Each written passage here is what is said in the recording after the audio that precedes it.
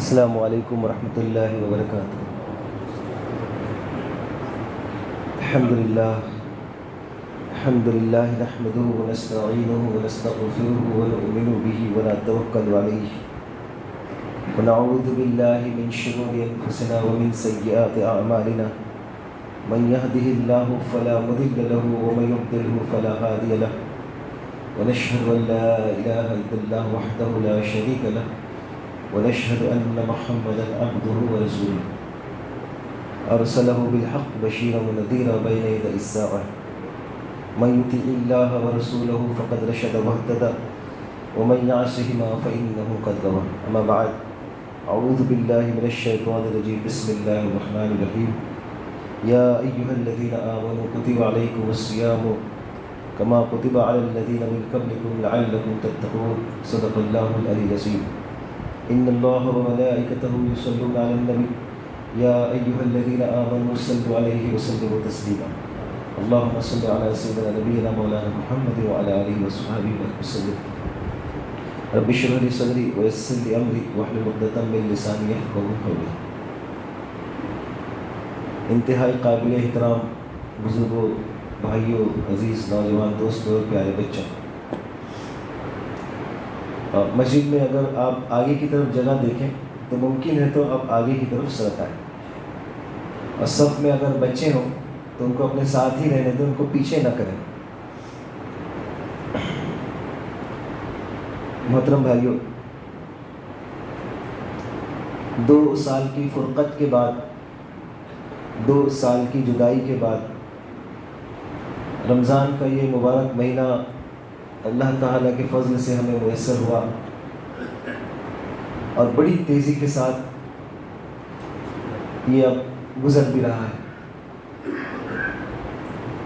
اللہ رب العزت نے قرآن مجید میں روزوں کی فرضیت سے متعلق جو آیت نازل فرمائی، اسی میں یہ بات ارشاد فرمائی تھی کہ ایام معدودات، گنتی کے چند روز ہیں۔ اب جو لوگ اس کو بوجھ سمجھتے ہیں ان کے لیے تو واقعی یہ بوجھ ہے، اور وہ بس جیسے تیسے چاہے انہوں نے اس رمضان کو کسی طرح بس یہ چلا جائے، گزارا۔ لیکن جو اسے رحمت سمجھتے ہیں، برکت سمجھتے ہیں، اللہ تعالیٰ کا انعام سمجھتے ہیں، ان کے لیے یہ گنتی کے چند روز تھے، اور آئے اور بڑی تیزی کے ساتھ یہ گزر گئے۔ ایسے وقت میں کہ جب کہ رمضان کے اختتام کو محض چند دن ہی رہ گئے ہیں، تھوڑا سا ٹھہر کر کسی ایک شب، وہ آج کی بھی شب ہو سکتی ہے، کل کی، اکیلے میں اللہ رب العزت کے سامنے ہم کھڑے ہوں یا بیٹھیں، اور یہ جو ایام جو بڑی تیزی کے ساتھ گزر گئے ہیں اس پر ایک نگاہ ڈالیں، اور اس پر ہم غور کریں کہ جس مقصد کے لیے رمضان کا یہ مبارک مہینہ آیا تھا، کیا ہم نے رمضان کے روزوں سے، تراویح کے قیام سے اور قرآن مجید کی تلاوت سے وہ مقصد حاصل کیا یا نہیں؟ محترم بھائیو، ہماری زندگی کے کئی رمضان اس طرح آئے اور گزر گئے۔ غور کرنے کا مقام یہ ہے کہ رمضان سے ہماری زندگی میں کیا تبدیلی آئی۔ رمضان صرف اس لیے نہیں آتا بھائیوں کہ وہ ہمیں بھوکا پیاسا رہنا سکھائے اور چلا جائے۔ رمضان ہماری زندگی کو بدلنے کے لیے آتا ہے۔ رمضان ہماری سوچ اور ہمارے رویے کو تبدیل کرنے کے لیے آتا ہے۔ رمضان سال کے 11 مہینے جو کوئی بھی غلاظتیں اور گندگیاں، وہ جسمانی بھی ہو سکتی ہیں اور روحانی بھی ہو سکتی ہیں، جو کچھ ہمارے اپنے جسم اور ہمارے روح میں جو گندگی پیدا ہو گئی، جو غلاظتیں پیدا ہو گئی، جو خرابیاں پیدا ہو گئی، اسے بالکل پاک و صاف دھو دھا کر ہمارے نفس کو، ہماری روح کو اور ہمارے جسم کو پاکیزہ و منزہ کرنے کے لیے آتا ہے۔ ہماری سوچ کی ساری خرابیوں کو دور کر کے اسے بالکل اللہ رب العزت سے جوڑ دینے کے لیے آتا ہے۔ محترم بھائیوں، اگر رمضان کے اس مبارک مہینے سے یہ مقاصد حاصل نہیں ہوئے تو بھائیوں، ہم نے جیسا کہ اللہ کے رسول صلی اللہ علیہ وسلم نے ارشاد فرمائی تھی یہ بات کہ بہت سارے روزے دار ایسے ہیں کہ جن کا روزہ فاقے کے علاوہ کچھ نہیں، اور بہت سارے راتوں کو قیام کرنے والے ایسے ہیں کہ جن کا راتوں کو قیام کرنا رت جگہ کے علاوہ کچھ نہیں۔ تو افسوس ہوگا کہ ہمارا روزہ فاقہ بن جائے اور راتوں کا قیام رت جگہ بن جائے۔ اللہ ہم سب کے روزوں اور قیام کو قبول فرمائے۔ محترم بھائیوں، ہر ایک فرد کو، نوجوان کو، بچوں کو بھی، سب کو اس بات پر غور کرنے کی ضرورت ہے کہ اس رمضان سے میں نے کیا حاصل کیا۔ روزوں کا جو مقصد تھا کہ تقویٰ، اللہ تعالیٰ کا خوف دل میں پیدا ہو، اللہ تعالیٰ کی محبت دل میں پیدا ہو، میں اللہ تعالیٰ سے اور زیادہ قریب ہو جاؤں، اللہ تعالیٰ کی اطاعت اور اس کی فرما برداری پر اور زیادہ کمر بستہ ہو جاؤں، اور زیادہ شوق اور ذوق کے ساتھ میں اللہ رب العزت کی اطاعت اور فرما برداری کرنے والا بن جاؤں، نبی پاک صلی اللہ علیہ وسلم کی محبت پہلے سے زیادہ میرے دل میں بڑھ جائے۔ یہ ساری چیزیں ہمارے اندر پیدا ہونی چاہیے تھی بھائیوں، اور یہ اسی وقت معلوم ہوگا جب خود ہم اپنے آپ پر غور کریں گے، تنہائی میں غور کریں گے، اندھیرے میں بیٹھ کر غور کریں گے کہ اس وقت صرف میں اپنی ذات پر غور کروں۔ اللہ تعالیٰ سے دعا ہے کہ اللہ رب العزت رمضان کے اس مبارک مہینے سے بھرپور استفادے کی ہمیں توفیق عطا فرمائے۔ ابھی بھی موقع ہے، یہ گنتی کے 3 دن 4 دن جو ہے اس میں بھی اگر ہم اللہ تعالیٰ کی طرف رجوع ہو جائیں، اللہ رب العزت کی طرف پلٹ جائیں، اپنے گناہوں سے معافی مانگ کر صرف اللہ کے ہو جائیں، تو محترم بھائیوں، اللہ تو حساب دینے میں بے حد و حساب بہت فیاض، اللہ پاک بہت فیاض ہے، اپنے بندوں کے حق میں انتہائی رحیم اور انتہائی شفیق ہیں۔ وہ چاہیں تو وہ پورے رمضان کے روزے قبول فرما کے ہمیں عطا کر دیں، سب رمضان کی ساری برکتیں ہمیں عطا فرما دیں۔ تو اس پہلو پر غور کریں۔ رمضان کا مہینہ بھائیوں اس لیے آیا تھا کہ اس کے ذریعے سے ہمارے اندر ہمدردی و غمگساری پیدا ہو، اپنے بھائیوں کے تعلق سے بھی ہم سوچیں، بھوک کیا ہوتی ہے اس کا احساس ہم کو ہوا، پیاس کیا ہوتی ہے اس کا احساس ہم کو ہوا، یہ اللہ کی ڈھیر ساری نعمتیں کیا ہوتی ہیں ہم نے اپنی آنکھوں سے دیکھا اور اس کو محسوس کیا۔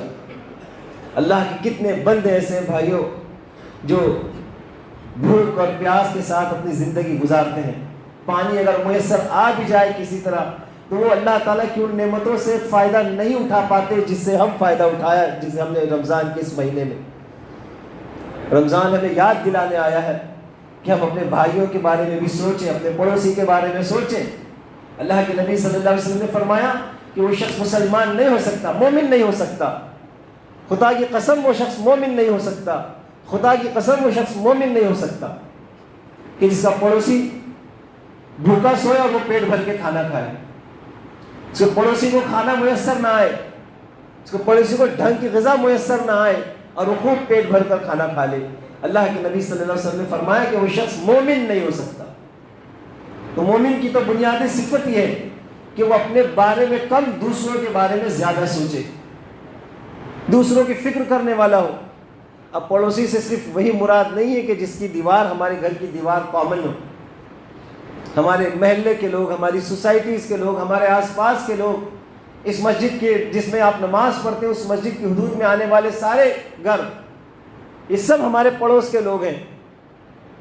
ہماری ذمہ داری ہے بھائیوں کہ ہم ان کی فکر کریں، دیکھیں کہ کس کے کیا مسائل ہیں۔ اللہ کے بندے، اللہ کے بندوں کے بہت مسائل ہیں، ہم خود جھوجتے ہیں کتنے مسائل کو، وہ مسائل کون حل کرے گا بھائیوں؟ یہ ہماری اور آپ کی ذمہ داری ہے۔ رمضان کا مہینہ ہمیں یاد دلاتا ہے کہ اپنے بھائیوں کی فکر کرنے والے بنے، اپنے بھائیوں بہنوں کے بارے میں سوچنے والے بنے، اور بند مٹھی سے، بالکل خاموشی سے، جتنا ہم ان کی عزت نفس کا خیال رکھتے ہوئے، بے عزت کرتے ہوئے نہیں کہ دنیا کو سناتے پھر رہے ہیں کہ ہم نے تمہارے ساتھ یہ کیا، ہم نے ان کے ساتھ یہ کیا، ان کی عزت نفس کا خیال رکھتے ہوئے خاموشی سے جتنے ہم اپنے بھائیوں کی مدد کر سکتے ہیں، ان کا تعاون کر سکتے ہیں، ہم وہ کریں۔ ابھی بھی جن کی زکوٰۃ باقی رہ گئی ہے ادائیگی سے، کوشش کریں کہ وہ اپنی زکوٰۃ وقت سے پہلے ادا کر دیں۔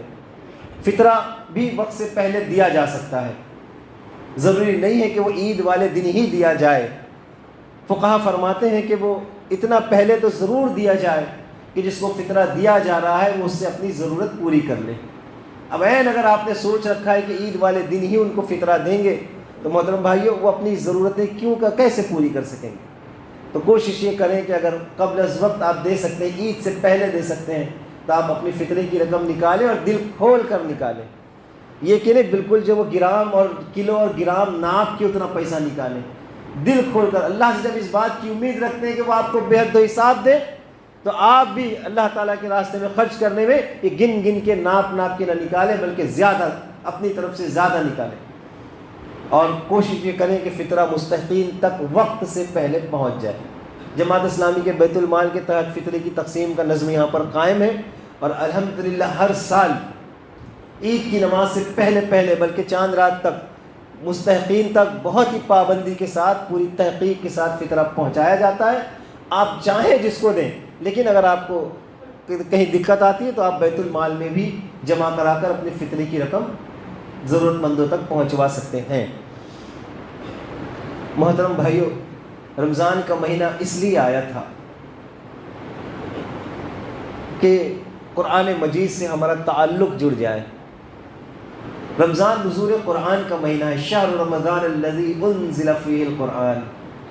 رمضان وہ مہینہ ہے جس میں ہم نے قرآن نازل کیا۔ رمضان قرآن کے سالگرہ کا مہینہ ہے۔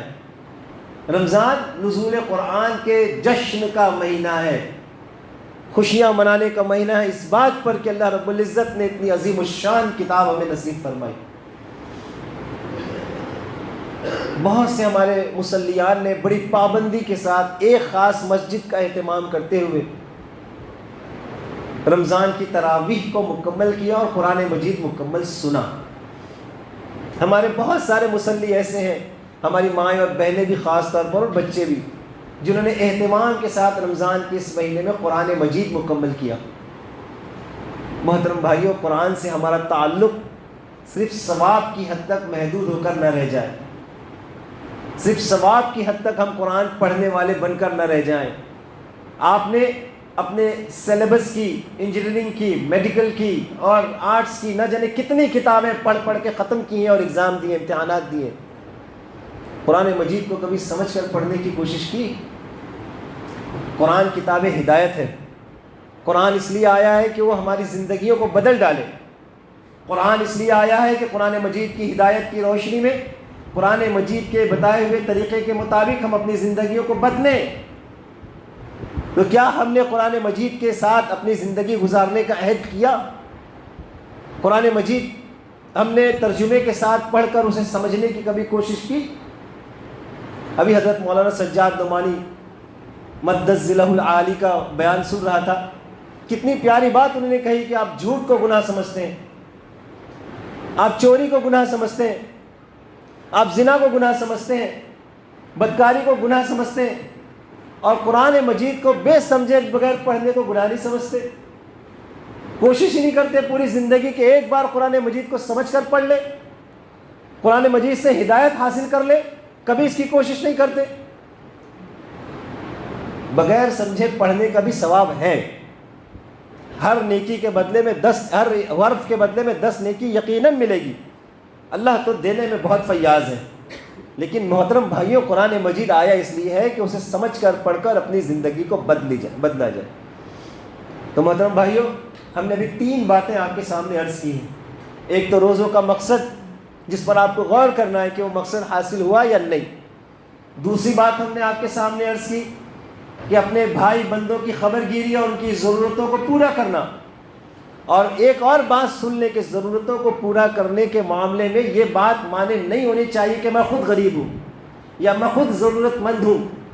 آپ کے پاس بالکل بھی پیسہ نہیں ہے تو آپ ہمدردی کے 2 بول بول کر اپنے بھائی کی مدد کر سکتے ہیں، آپ اس کو تسلی دے کر اپنے بھائی کی مدد کر سکتے ہیں، لیکن مدد سب کو کرنی ہے۔ اور فطرہ تو ایسی چیز ہے جو سب کے اوپر لازم ہے، فقیر کو بھی دینا ہے، ہر ایک کو ادا کرنا ہے فطرہ، تو وہ تو دینا ہی دینا ہے اللہ رب العزت کے راستے میں۔ تیسری بات ہم نے آپ کے سامنے عرض کی بھائیوں کہ قرآن مجید کے ساتھ اپنے روحانی تعلق کو جوڑیے، اپنے فکری تعلق کو جوڑیے، اور قرآن مجید کو کتاب ہدایت سمجھ کر اس پر عمل کرنے کی نیت اور ارادہ کیجیے۔ کہ قرآن کی آیتوں سے کے مطابق اپنی زندگیوں کو ڈھالیں گے اور قرآن کو سمجھ کر پڑھنے کی کوشش کریں گے۔ اب چوتھی بات ہم آپ سے عرض کرنے جا رہے ہیں بھائیوں کہ رمضان کا یہ مہینہ صبر اور استقامت کا مہینہ ہے۔ رمضان کا یہ مہینہ ہم کو مضبوطی کے ساتھ اپنے ایمان پر جمے رہنا سکھانے کے لیے آیا ہے۔ رمضان صبر کا مہینہ ہے، اور صبر کا مطلب اپنی سوچ، اپنی فکر، اپنے مقصد اور اپنے نصب العین سے پیچھے ہٹنا نہیں ہے۔ صبر کا مطلب گیو اپ کر دینا نہیں ہے۔ صبر کا مطلب استقامت کے ساتھ جمے رہنا ہے، اور ہر حال میں، ہر دور میں اہل ایمان کو اس بات کی ضرورت باقی رہی ہے، اور شاید آج اس کی ضرورت سب سے زیادہ بڑھ گئی ہے کہ اہل ایمان صبر اور استقامت کا مظاہرہ کریں۔ محترم بھائیوں، اس وقت پوری دنیا کے جو حالات ہیں وہ اہل نظر سے مخفی نہیں ہیں، دیکھنے والوں سے وہ مخفی نہیں ہے۔ آپ اخبارات کا مطالعہ کر رہے ہیں، یوٹیوب پر آپ خبریں سن رہے ہیں، اور بھائی بندوں سے گفتگو اور ڈسکشن میں آپ دیکھ رہے ہیں کہ اس وقت دنیا ایک بہت تیزی کے ساتھ ایک نئے دور میں داخل ہونے جا رہی ہے۔ ایسے بڑے بڑے عظیم الشان واقعات ہوئے ہیں اس دور میں کہ جو بہت کم لوگوں کو اس طرح کے واقعات دیکھنے ملتے ہیں۔ محترم بھائیوں، اگر یہ کوئی کہے کہ اس صدی کا سب سے بڑا واقعہ کون سا ہے اور جس نے اہل ایمان کے ایمان کو اور زیادہ بڑھا دیا اور ان کے اندر صبر اور حوصلہ بھر دیا، وہ سب اپنی آنکھوں سے دیکھا، اور جس کا وعدہ قرآن مجید میں فرمایا گیا تھا، کم من فئۃ قلیلۃ غلبت فئۃ کثیرۃ باذن اللہ، کہ کئی بار ایسا ہوا کہ ایک چھوٹی سی قوم، ایمان رکھنے والی چھوٹی سی جمعیت بے ایمانوں کی ایک بڑی جمعیت پر غالب آ گئی۔ بارہا ایسا ہوا، اور ہم نے اپنی آنکھوں سے دیکھا بھائیوں کہ ایک چھوٹی سی حکومت، ایک چھوٹی سی جمعیت، ایک چھوٹی سی جماعت ایک ایسی قوم پر غالب آ گئی جو اپنے آپ کو دنیا کی سپر پاور سمجھتے تھے۔ وہ سمجھتے تھے کہ ہم ناقابل تسخیر ہیں، وہ سمجھتے تھے کہ ہمیں کوئی شکست نہیں دے سکتا، وہ سمجھتے تھے کہ ہمارے پاس جو وہ ہزاروں فٹ بال ہے۔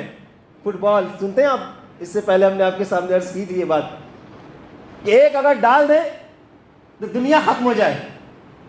تو ایسی قوم جو یہ سمجھتے تھے کہ ہتھیار کے اعتبار سے، ایٹم بم کے اعتبار سے، ٹیکنالوجی اور سائنس کے اعتبار سے ہمیں کوئی شکست نہیں دے سکتا، ہم نے اپنی آنکھوں سے اور ننگی آنکھوں سے یہ دیکھ لیا کہ محض ایمان کی بدولت، استقامت کی بدولت، صبر کی بدولت، اللہ اور اس کے رسول سے تعلق کی بدولت، ایک چھوٹی سی جمعیت نے کہ جس کے پاس کوئی فٹ بال نہیں تھا، جس کے پاس کچھ ہتھیار نہیں تھے، جس کے پاس کوئی سر و سامان نہیں تھا، انہوں نے ایک بڑی جماعت کو شکست دی۔ کیا اپنی آنکھوں سے ہم نے قرآن مجید کے وعدے کو پورا ہوتا ہوا نہیں دیکھا؟ کیا یہ ہمارے لیے سعادت کی بات نہیں ہے کہ ہم نے قرآن مجید کے ایک بیان کو، قرآن مجید کی ایک آیت کو اپنی آنکھوں سے، اپنی نظروں سے اس کو پورا ہوتے ہوئے زمین پر دیکھا ہے؟ تو یہ تو بات ایسی ہے بھائیوں کہ اس پر ہمارا ایمان اور زیادہ بڑھ جانا چاہیے، اللہ رب العزت سے ہمارا تعلق اور زیادہ مضبوط ہونا چاہیے۔ پھر ہم نے اپنی آنکھوں سے دنیا میں مکر اور فریب کو اور منافقت کو ننگا ہوتا ہوا دیکھا ہے کہ وہ لوگ جو افغانستان میں قتل و غارت گری پر تسبے بہاتے تھے، جھوٹے آنسو روتے تھے، اور جب بتاتے تھے کہ دیکھو یہ کتنے بڑے دہشت گرد ہیں، یہ بچوں کو مارتے ہیں، یہ عورتوں کو مارتے ہیں، یہ خود ساختہ، خود پیدا کی ہوئی جنگ کے ذریعے سے جو کچھ نقصان ہو رہا تھا اس کا پورا کی پورا ٹھیکرا مسلمانوں کے سر پھوڑنے والے آج یوکرین کے معاملے میں کیوں خاموش بیٹھے ہیں؟ آج وہاں عام عوام مر رہی ہے، اس کا ان کو خیال نہیں آتا؟ وہاں بچے قتل ہو رہے ہیں، اس کا خیال نہیں آتا؟ پورے بنے بنے اسٹرکچرز جو وہ تباہ ہو گئے، ہسپتال، دواخانے ختم ہو گئے، اسکول اور کالج ختم ہو گئے، کیا ان کو اپنی ننگی آنکھوں سے وہ نظر نہیں آتا؟ لیکن بھائیوں، قرآن مجید میں اللہ تعالیٰ بتاتا ہے کہ اس طرح حالات اللہ تعالیٰ پیدا فرما کر منافقین کو ننگا کرتے ہیں، ان کو واضح کر کے دکھاتے ہیں کہ دیکھو دنیا میں یہ ان کا نفاق کس درجے کا ہے۔ اس میں بھی اہل ایمان کے لیے ہدایت اور رہنمائی ہے بھائیوں، کہ ان کی یہ جتنی بھی ترقی ہے اور یہ انسانیت کے جتنے بھی ڈھکوسلے جو وہ دنیا والوں کے سامنے پیش کرتے ہیں انسانیت اور ڈیموکریسی اور جمہوریت کے نام پر، وہ سب کے سب ننگے ہو کر رہ گئے دنیا میں۔ محترم بھائیو، اس وقت مسلمانوں کے حق میں پوری دنیا میں حالات جو چل رہے ہیں وہ بہت زیادہ اچھے نہیں ہیں، بہت زیادہ بظاہر اچھے نہیں ہیں۔ ایسا معلوم ہوتا ہے کہ شام میں مسلمان تکلیف میں ہیں، ایسا لگتا ہے کہ افغانستان میں بھی اس وقت مسلمان بڑی تکلیف کے ساتھ جوجھ رہے ہیں، ایسا معلوم ہوتا ہے کہ شیشن میں، ایسا لگتا ہے ہم کو کہ چین میں مسلمان کرب و بلا کے دور سے گزر رہے ہیں۔ خود اپنے ملک کے حالات کو دیکھ کر ہم کو لگتا ہے کہ ایک سخت تدین ہمارے سامنے اس وقت، ایک بہت سخت دور ہمارے بالکل دروازے پر کھڑا ہو چکا ہے، بلکہ چل چکا ہے، اور اب بہت جلد ہی ہماری اپنی یہ نسل اور آئندہ آنے والی نسل اس سخت ترین دور سے، آگ کے اس دریا سے گزرنے کو ہے۔ لیکن میرے بھائیوں، میں نے جو بات اور جو مثالیں آپ کے سامنے رکھی ہیں، اس سے تو اہل ایمان کا رویہ یہ ہونا چاہیے جس کا ذکر قرآن مجید میں سورہ احزاب میں کیا گیا، کہ جب حالات بالکل تنگ ہو گئے، کوئی پرسان حال نہیں بچا، خندق کھود کر مسلمانوں کو محفوظ کرنے کی بات آ گئی، اور پورا کی پورا عرب ٹوٹ کر آ گیا، اور کوششیں تو ایسی کہ عرب کے تمام سردار باہر نکل کر گئے تھے، اور ایک ایک کو منا کر اسلام کو یہ کہہ کر ختم کرنے کے لیے لائے تھے کہ ایک آخری ضرب ہے جو ہم اسلام پر لگانے جا رہے ہیں، اب اس کے بعد اس زمین پر اللہ اور اس کے رسول کا نام لینے والا کوئی نہیں بچے گا۔ اور یہ کہ پورا کی پورا جتھا اٹھا کر سامنے لے آئے، جس کا ذکر قرآن مجید میں کیا گیا کہ اگر تم دیکھتے تو تمہارے کلیجے حلق کو آ جائیں۔ ان کی سازشیں، ان کی کوششیں تم دیکھو تو تمہارے کلیجے حلق کو آ جائیں۔ اتنا سخت ترین دور، اور اس میں اللہ تعالیٰ فرماتے ہیں کہ اہل ایمان وہ تھے کہ جنہوں نے جب اپنے سامنے ایک بڑے لشکر کو دیکھا تو انہوں نے کہا ارے یہ تو وہی ہے جس کا اللہ اور اس کے رسول نے ہم سے وعدہ کیا تھا، اور اس نے ان کے ایمان کو اور زیادہ بڑھا دیا۔ یہ منظر دیکھ کر ان کا ایمان اور زیادہ بڑھ گیا کہ یہ تو وہی ہے جس کا اللہ اور اس کے رسول نے ہم سے وعدہ کیا تھا۔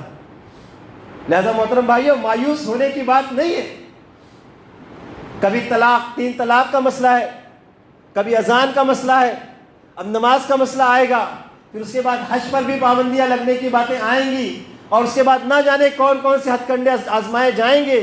لیکن محترم بھائیوں، اس وقت سب سے زیادہ جس چیز کی ضرورت ہے اور جو رمضان جس کی ہم کو تعلیم دیتا ہے وہ یہ ہے کہ صبر کرو، استقامت کے ساتھ اپنے دین پر، اپنے ایمان پر جمے رہو، اپنی دینی شناخت کے ساتھ، مذہبی شناخت کے ساتھ آپ اس ملک میں اپنی حیثیت، اپنا لوہا منوا کر رہو۔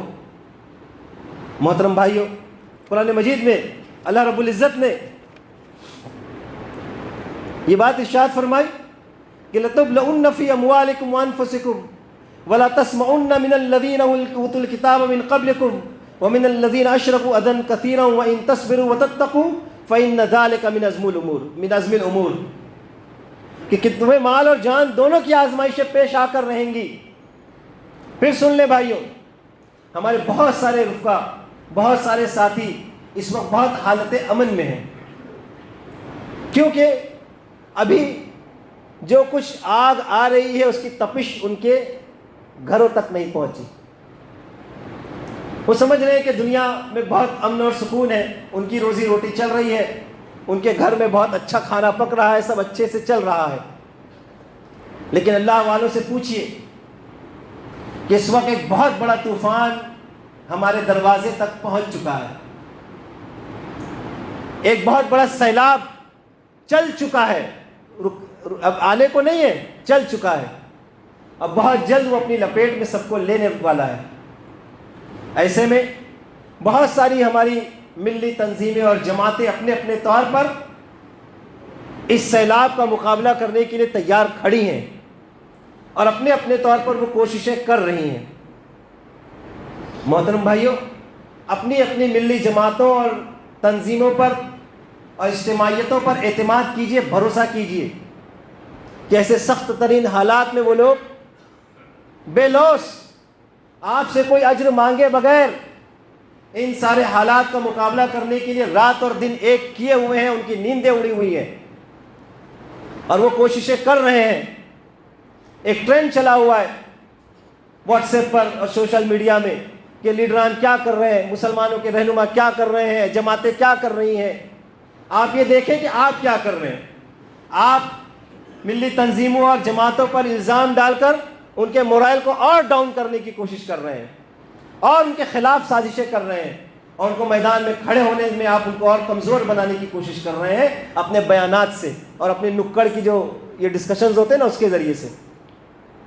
اپنی ملی جماعتوں، اجتماعیتوں اور تنظیموں پر اعتماد کیجیے کہ وہ اپنی حد تک جتنا ان سے ممکن ہو سکتا ہے وہ سب کی سب مل کر حالات کے اس طوفان کو، سیلاب کو روکنے کی کوشش میں یا اس کی شدت کو کم کرنے میں لگی ہوئی ہے۔ آپ دیکھیے کہ آپ کیا کر سکتے ہیں، آپ اس میں اپنا کیا یوگدان دے سکتے ہیں۔ تو قرآن مجید رہنمائی کرتا ہے۔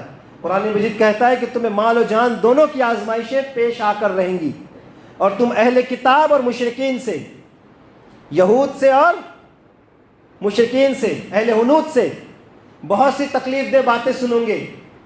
قرآن کا ایک ایک بیان سچا ثابت ہو رہا ہے۔ ہاں، قرآن کہہ رہا ہے کہ سورہ آل عمران آیت نمبر 186 کہ تم یہود سے، اہل کتاب سے، یہود و نصارہ سے اور مشرکین سے یعنی حنوت سے بہت ساری تکلیف دہ باتیں سنو گے۔ اب تمہارا رویہ کیا ہونا چاہیے؟ اگر ان سب حالات میں تم صبر اور خدا ترسی کی روش پر قائم رہو تو یہ بڑے حوصلے کا کام ہے، بڑے حوصلے کا کام ہے۔ اپنی اسلامی شناخت کے ساتھ ٹرین میں سفر کرنا مشکل ہو جائے گا، اسلامی شناخت کے ساتھ جاب کرنا مشکل ہو جائے گا، مسلمانوں جیسے نام کے ساتھ تجارت کرنا مشکل ہو جائے گا، مسلمانوں کے نام کے ساتھ اپنے بچوں کو کسی بڑے کالج میں داخلہ مشکل ہو جائے گا۔ تو ایسے میں کیا آپ گیو اپ کر دیں گے؟ ایسے میں کیا آپ اپنے دین سے پھر جائیں گے؟ ایسے میں کیا آپ اپنا نام بدل دیں گے نعوذ باللہ؟ ایسے میں کیا آپ اپنے دین و ایمان سے جو پھر جائیں گے؟ اس وقت ضرورت پڑے گی قرآن مجید کی اس ہدایت اور رہنمائی کی جس میں کہہ رہا ہے قرآن کے صبر اور تقوی کی روش اختیار کرو، مضبوطی کے ساتھ جمے رہو، مضبوطی کے ساتھ جمے رہو اور اللہ تعالیٰ کی اور زیادہ اطاعت و فرما برداری کرنے والے بن جاؤ۔ اس کی ایک بہت بڑی مثال اس وقت ہماری آنکھوں کے سامنے ہے۔ محترم بھائیوں، پوری کی پوری فلسطینی ریاست گھٹ گھٹا کر غزہ تک منتقل ہو کر رہ گئی۔ بہت آسان تھا کہ وہ عرب ہجرت کر کے چلے جاتے عرب ممالک میں اور بہت خوشحال زندگی وہ گزار سکتے تھے، لیکن انہوں نے آزمائش کے اس دریا کو پار کرنے کا فیصلہ کیا، پورے دنیا کے مسلمانوں کی طرف سے فرض کفایہ ادا کیا، اور مسجد اقصیٰ کی حفاظت کے لیے آج تراویح میں اگر کھڑے تو ان کو اس بات کا خوف نہیں ہے کہ اب اسرائیل کا کون سا میزائل آج پوری کی پوری صف کو جو ہے وہ پارا پارا کر دے۔ ان کو اس بات کا خوف نہیں ہے کہ وہ فجر کی نماز پڑھ سکیں گے یا نہ پڑھ سکیں گے۔ کیا یہ عزم اور حوصلے کی بات نہیں ہے کہ سامنے فوجیں کھڑی ہیں، ان کی بندوقیں سینوں کو چھلنی کرنے کے لیے تیار ہیں، لیکن کیا مرد، کیا عورتیں اور کیا بچے سب کی سب اللہ رب العزت کی کبریائی بلند کرنے کے لیے اور اللہ رب العزت کی اللہ رب العزت کی طرف سے عائد کردہ اس فریضے کو ادا کرنے کے لیے سینہ سپر ہو کر مسجد اقصیٰ میں نماز کے لیے 5 وقت جمع ہوتے ہیں۔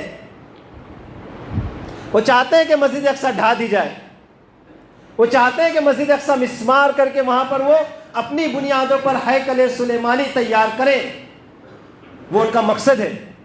وہ تو چاہتے ہیں کہ وہ گریڈ اسرائیل کو تشکیل دے دیں کہ نعوذ باللہ جس کی عزت میں مدینہ منورہ بھی شامل ہے۔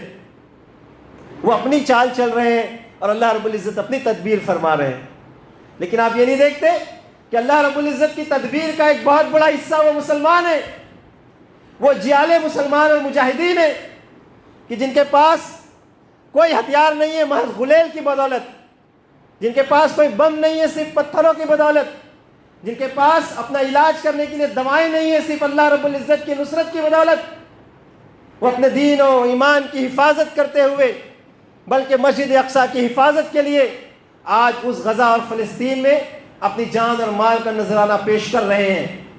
اللہ رب العزت ان کی کوششوں کو قبول فرمائے۔ محترم بھائیوں، یہ ہمارے اور آپ کے لیے ایک بہت بڑی مثال اور زندہ مثال ہے۔ کیا یہ دیکھ کر ہمارا ایمان نہیں بڑھتا؟ کیا یہ دیکھ کر ہماری زبان سے نہیں نکلتا کہ یہ تو وہی ہے جس کا اللہ نے ہم سے وعدہ کیا تھا اور اللہ اس کے رسول نے ہم سے وعدہ کیا تھا؟ محترم بھائیوں، آپ کے لیے تو خوش قسمتی کی بات یہ ہے کہ اللہ رب العزت نے آپ کے سامنے مثالیں کھول کھول کر رکھ دی ہیں۔